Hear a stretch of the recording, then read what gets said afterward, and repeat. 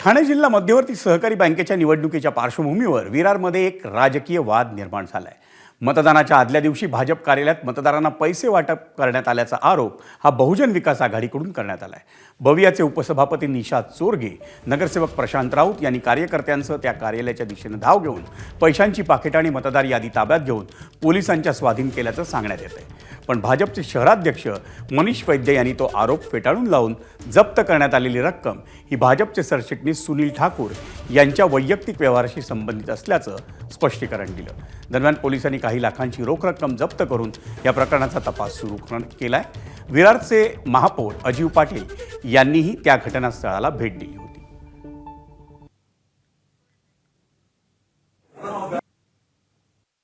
ठाणे जिल्हा मध्यवर्ती बँकेच्या मतदाराने मला सांगितलं की मला असेचे पैसे मिळालेले आहेत आणि या ऑफिसमधून पैसे वाटले जात आहेत, म्हणून मी डायरेक्ट या ऑफिसमध्ये आलो आणि चेकिंग केली तर एका बॅगेमध्ये भारतीय जनता पार्टीची पिशवी होती। त्या पिशवीमध्ये पाकिटं होती, जवळजवळ 20 ते 25 पाकिटं होती।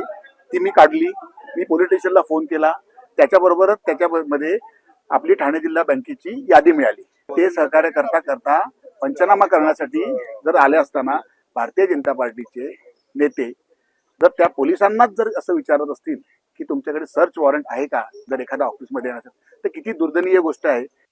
दर इलेक्शनला जसं होतं ना, तर तो कोण आणि आरोप करायचा दुसऱ्यावर, ही परिस्थिती आहे। आज आम्हाला कुठल्याही प्रकारचा पोलिसांनी आलेले आहेत, ते त्यांच्या बॅगेमध्ये दिले, त्यांचे क्लेरिफिकेशन ते देतील बँकेतनं कुठून पैसे काढलेत, त्याचं काय केलंय ते, आणि कुठल्याही एकाही मतदार त्यांनी आरोप केला की मतदाराला इकडे बोलून पैसे दिले। माझ्याकडे सीसीटीव्ही कॅमेरा आहे, त्या सीसीटीव्ही कॅमेऱ्याचे फुटेज आम्ही तुम्हालाही देऊ शकतो, तुम्ही पत्रकारांनाही देऊ शकतो आणि पोलिसांनाही देतो।